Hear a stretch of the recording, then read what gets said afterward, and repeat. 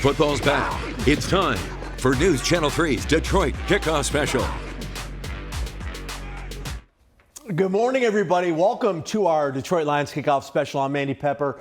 He's Nate Brown. Thursday's game in Philly and Friday's game in Brazil. Mere appetizers for today's main event, the first Sunday of the highly anticipated 2025 NFL season. Yeah, that's right, Andy. The Lions rode to Super Bowl 60 in Santa Clara, beginning with today's opener in Green Bay. Detroit leading the league in offensive touchdowns last season, thanks in great part to former offensive coordinator Ben Johnson. Johnson, of course, leaving to become the Bears head coach, traitor. Dan Campbell then handing the keys of the offense to a man who played his college ball right here in Kalamazoo. It's been over 30 years since a young wide receiver named John Morton transferred from Grand Rapids Community College to WMU because he, quote, liked the way they threw the ball. Yeah, I just, the homey feeling, that was cool. A lot of hills that I had to walk. No, it was really cool. It's a smaller type of school, obviously, but it was cool, man. I like that little small atmosphere college town. It was fun. Morton played 2 seasons at Western, catching 78 passes for over 1,200 yards and 7 touchdowns. The Auburn Hills native then had practice squad stints with the Raiders and Packers before playing 3 seasons in the CFL and WFL. But Morton's path to the NFL began with a phone call to a Hall of Fame owner. The guy that got me started was Al Davis, the former owner of the Raiders. Me and him always used to talk after practice when I was on the practice squad, and we got to know each other. I don't know why, but there was a bond there. And he always told me, he goes, when you get done playing, just give me a call. And that's what I did. So he gave me my first shot. And then John Gruden gets hired. I was in Green Bay for a few months. And then Gruden brings me over to the coaching side. So that's kind of how it all started. Morton then spending the next quarter century working with and under legendary coaches like Pete Carroll, Jim Harbaugh, and Sean Payton. And now he's back in the Motor City as the OC of a Lions team absolutely loaded with offensive talent. It was a no-brainer to come back here and be a part of this, and just so happened it's my hometown, so that makes it more enticing. But what I've loved, what I've seen so far, just like the toughness, the grit, the finish, and then we get after it, and it's the mentality to dominate. That's what I love. Love that, the mentality to dominate. Well, one of the many reasons that Morton is so excited about the Lions' potential is the long-awaited breakout season enjoyed last year by Jameson Williams. Yeah, that's right. JMO set career highs across the board last season. He's picking up right where he left off in training camp. Williams finally putting it all together last season, finishing with 58 receptions for just over 1,000 yards and 8 total touchdowns. The former Alabama star was tied for the league lead in both 50 and 70-yard receptions, while averaging 17.3 yards per catch, which ranks second in the NFL. But he knows he's far from a finished product, and that's great news for the Lions as he enters year number 4. I guess the only thing I can say for that is, make more plays for my team. No matter if it's running, passing, blocking, no matter what it is, just being out there and making plays for my team, making more plays. My route running, Coach Johnny Moe let me run more routes. I knew I could run more routes, but he's putting me in position to run more routes. So, I'm getting better with cuts and angles and how to run this route and that route. So I would say more polish in my route game. Hey, always a good sign to see. The Lions' success in recent years, it's helped to grow the fan base significantly. But diehard fans like Marshall's Mike Kipp, he never really wavered in his support for the guys in Honolulu Blue. Carter Landis has that story. Mike Kipp sees a lot of similarities between the Detroit Lions and the things he's been through in his life. And his devoted passion for his favorite NFL team has only grown as the team has become a powerhouse in the league. Mike Kipp sits in his basement in his Marshall home, reliving the memories of his favorite Detroit Lions moment. Their 2024 playoff win over the Los Angeles Rams, the team's first in over 30 years. To watch this live, tears of joy. I think me and my brother hugged for 10, 15 minutes. Kipp's basement has what he hopes are the beginning stages of a man cave that he can deck out in Lions gear. He grew up playing football and has always had an interest in the Lions, and as he grew up, he got more invested in the team. Kipp finding an interest in the ins and outs of the franchise when he became a season ticket holder 3 years ago. For all those years, we were terrible. We were the laughingstock in the NFL. And now it's one of those things where, like, people want to come to Detroit. People want to be Lions fans. And it's kind of grown on me a lot just watching how far the Lions have came. It took years for the Lions to win their first division title.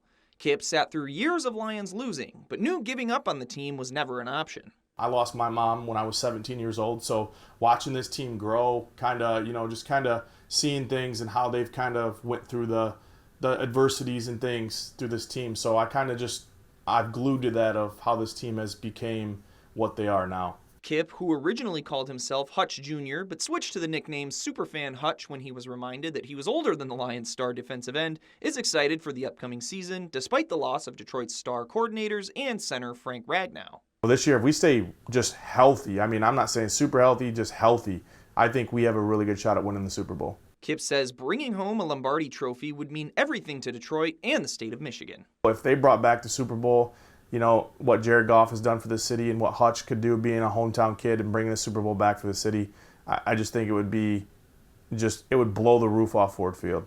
I do. Now, Kip doesn't expect the Lions to win 15 games like they did last season, but he still thinks they can win the NFC North. He's excited to see his favorite player, Aiden Hutchinson, back healthy and expects growth from young players like second-year cornerback Terrion Arnold. In studio, Carter Landis, News Channel 3. Well, we will have more on Hutch later in the show. Right now, though, the Lions loaded with offensive weapons. This we know. But the Green Bay Packers pretty good at matriculating the ball down the field themselves. The Pack, 5th in the league last season in yards per game, 8th in points per game. Joining us with more on the Packers' potent offense is Ryan Wing, the sports director at our sister station WLUK in Green Bay.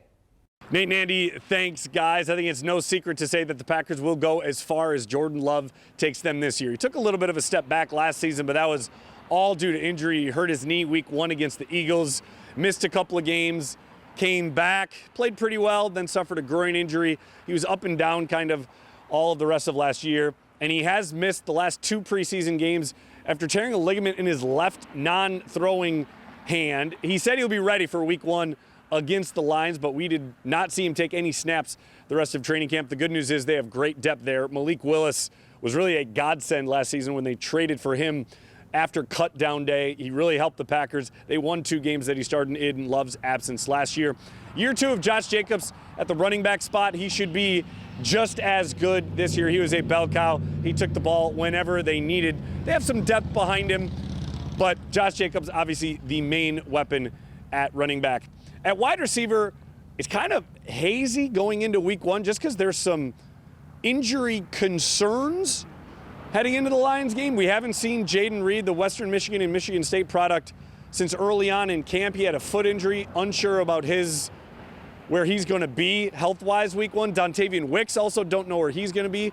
He has a calf issue. Christian Watson will begin the year on injured reserve. He tore his ACL at the end of last season. But the guy who has flashed throughout training camp, rookie first-round pick Matthew Golden, would not shock me if he is one of the best Packers wide receivers this year. On the offensive line, they just made a trade to bolster their depth because Luke Butkus, their offensive line coach, told me they didn't love their depth, but not a lot of teams do. So the Packers, they're going with Elton Jenkins at center, Zach Tom at right tackle. Those 2 should be really good, and then it's kind of a question mark along the rest of the line. But they should be pretty good at tackle. At tight end, one guy to really keep an eye on is Tucker Kraft. Outside of Green Bay, maybe it's not a huge name, but he was really, really good last year.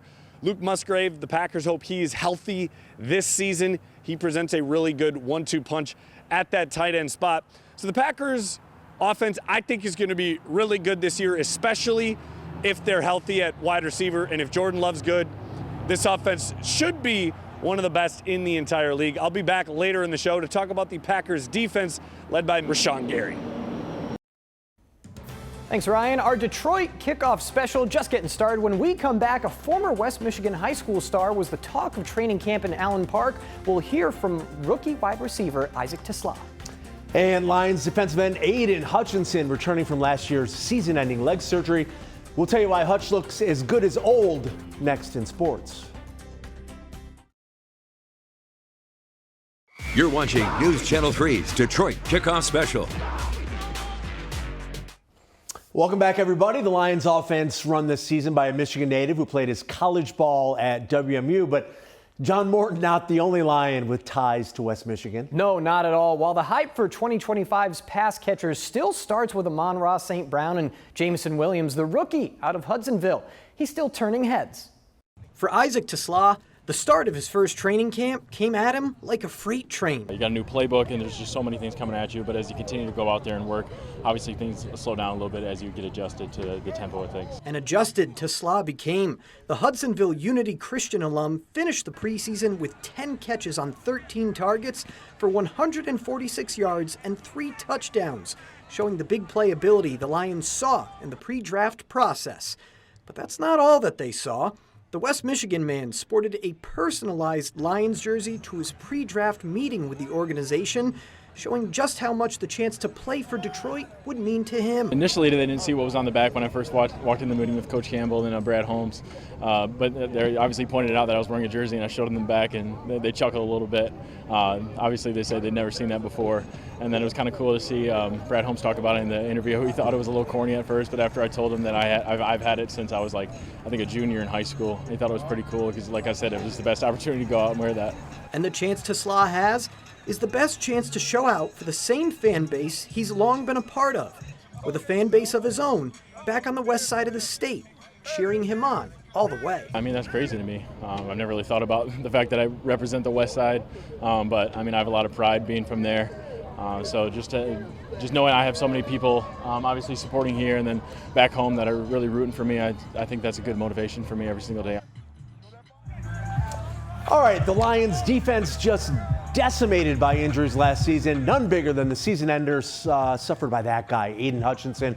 The former Michigan star, the clear frontrunner last season for Defensive Player of the Year before suffering a broken tibia and fibula in the Lions' early season win over the Cowboys. The good news, Hutchinson, who had 7.5 sacks, 17 quarterback hits, and an absurd 45 quarterback pressures in just 5 games, by all accounts, every bit as dominant in training camp as he was prior to the injury. You talk about growth and evolution as a player and as a person, and I feel like I did that. You know, I went through a little bit of adversity like everybody does in camp, and you grow from it, you learn from it, and I got better as a player, and that's ultimately my goal every single camp, and to have me ready for week 1 and for the whole rest of the season. Speaking of defense, the Packers acquiring a one-man wrecking crew of their own last week, trading for Micah Parsons in exchange for a pair of first-round picks. Add that to what's already in place, well, as WLUK sports director Ryan Wing joins us once again to break it all down. It could be all about the D in GB.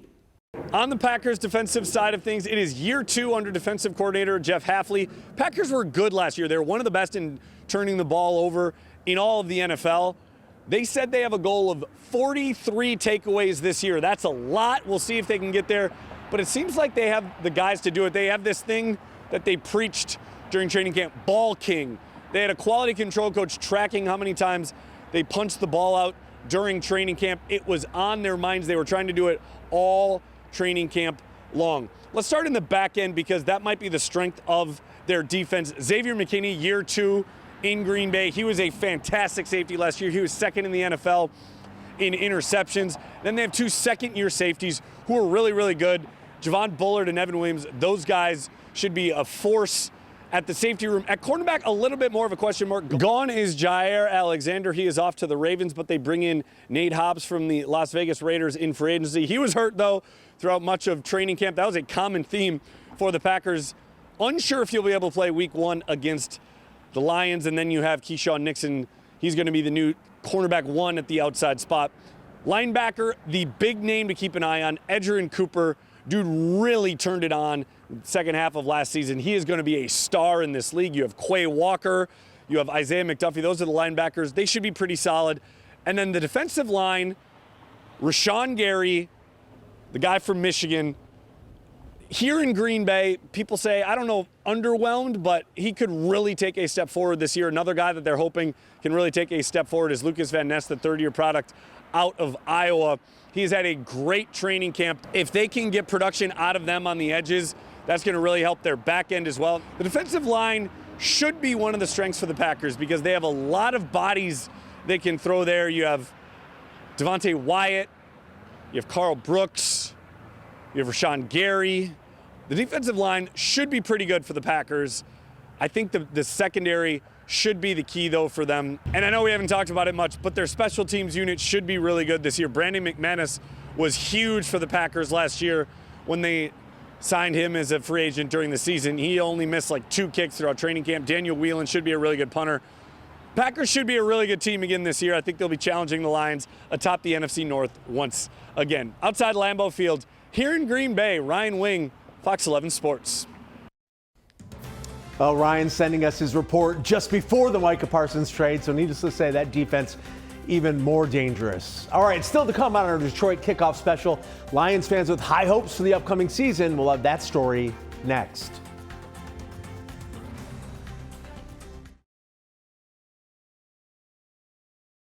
You're watching News Channel 3's Detroit Kickoff Special. Welcome back, everybody. The Lions, of course, coming off 2 outstanding seasons and NFC title game appearance in 2023 and a franchise record 15 regular season wins last season. Not too bad, I guess you could say. And as Mackenzie Decker tells us, that success whetting the appetite of the Lions faithful, who are hoping that this is the year that Detroit finally advances to the Super Bowl. Fans and staff alike, full of renewed hope and buzzing with excitement, while kicking off another Detroit Lions season. I have really high hopes. I'm really excited for this season. Manelli's Italian Grill and Sports Bar in Portage is just one place where fans will go this season, sporting their Honolulu blue and silver. All around, there are signs of these fans, from the backwards hats to the jerseys peeking through aprons. That's what makes it so fun to work here during these games. And even for those who clock in on game day, football season is something to look forward to. Servers like Camila Castillo-Roa and McKenna Schnell say Lions games mean connecting with customers over every touchdown and completed pass, sometimes cheering just as loud as they do. I mean, in one word, it's exhilarating. Like, the energy in here is through the roof. Our crowd has gotten bigger every season as they've gone further and further. This year, fans are especially excited after seeing the Lions rewrite the record books during a historic last season. In 2024, the Lions had their most successful regular season in franchise history, finishing with a record of 15-2 and securing back-to-back NFC North titles. So now these Lions fans have high hopes for that success to continue, looking to a few key players to make it happen. Amon-Ra St. Brown, Jahmyr Gibbs, and David Montgomery. I'm really excited for Hutch to be back. This is a Hutchinson jersey. I'm just hoping to see him play again. And for those fans remembering the crushing loss to the Washington Commanders during last year's playoffs, they have one thing on their mind heading into this next season. I hope they go to the Super Bowl this year. We need a Super Bowl. I'm ready for a Super Bowl. I feel it coming. Securing a first ever Super Bowl win for the franchise. But whether it happens or not, one thing remains. This team has a pride of Lions fans cheering them on each and every game. This is a Detroit Lions family. We are ready for everything. In Portage, Yay! I'm Mackenzie Decker, News Channel 3. Well, just seeing that has me wanting to reserve a table and set in order for Stromboli already. But hey, it's easy to see, Andy, that West Michigan more than ready for the season ahead. Just let you know, I'm more of a chicken marsala guy myself. But yeah. What do I know? I put all sorts of things on my pizza. Manelli's hope they enjoyed the free plug. Not the only great venue, though, to catch a game. One Nation Tap and Table in Battle Creek. Ready to welcome fans all season long. In fact, they welcomed a rather special fan, a VIP, if you will. The longest tenured Lion in franchise history. There he is, kicker Jason Hansen, who's in town to help kick off the Hall of Fame game. And when it comes to knowing the franchise, you'd be hard-pressed to find a player who knows it better than Hansen. That's what 21 years in Motown will get you. And in that time, Hansen got to know one teammate and current head coach rather well. Yeah, well, who Coach Campbell, as I would call him, is now, you know, has been developed through years of coaching and going through the system, and who he was as the player was a great guy. You know, in the locker room too, nobody's going to appreciate me saying this, but you get guys who are boys and guys who are men. Dan Campbell was a guy who was a man, right? He carried himself like a pro, worked hard, tough guy, and just a great personality, and he probably could care less hearing that from a kicker. But just in the short time he was with us, that's what I remember about him. And then to see what he's blossomed into as one of the great coaches in the NFL. I mean, I wish I had played for somebody like that, or be in this situation to play for him now. He seems like the kind of guy, coach, leader that you want to give your best for. It's very exciting to see what he's done. The team is who they are because of him. All right, it wasn't that long ago that Detroit just could not win on the other side of the lake. It was horrific. The Lions losing 24 straight games in Wisconsin from 1991 to 2014. But those days are long gone. Detroit, winners of 3 straight games at Lambeau and 6 of 8 under head coach Dan Campbell. Speaking of Campbell, asked about Vegas favoring the Packers to win the division after their mega deal for Micah Parsons. We haven't talked about any of that. Like I say, we just kind of hit a little intro to their personnel, kind of some of the things we know we're going to like. Look, they got a good roster. They got good coaches over there, competitive every year. This division is tough, as we've said, but we wouldn't want it any other way. And this is why you do it. You love this stuff, man. The competition that's involved in it, and Game 1 out at Lambeau, love Lambeau, division game, the whole deal. So we're going to be looking forward to it. We are too, Coach. Detroit with 5 primetime games this season, beginning with a Week 3 Monday night matchup against the Ravens. The Lions with 2 Monday nighters, a couple of Sunday night showdowns, and a Week 14 Thursday night matchup against the Cowboys at Ford Field. My son wants tickets badly. Some other games of note for Detroit. The Lions facing their old pal Ben Johnson in their Week 2 home opener. Detroit facing the explosive Bengals in Week 5. Getting their first look at former Michigan QB J.J. McCarthy in Week 9. Week 10, the highly anticipated playoff rematch with the Commanders. Then in Week 15, Detroit facing another old friend, Matty Stafford and the Rams in that beautiful new stadium. All right, the Lions, of course, winning 15 games, as we mentioned last season, playing a much tougher first-place schedule this season. How many wins do you think Detroit ends up with? You're putting me on the spot here. I would say enough to get back to the postseason to actually know the exact number. 11, 12? I don't know. It's still a tough division. We'll certainly see. What do you got for them? They won so many close games last year. They eked out some wins over the Texans and the Bears. But, yeah, on the flip side, they had all those injuries. They did. I'm going to go with 12. 12-5, division champs, back in the playoffs. Can't wait for kickoff at 4:25 right here on CBS.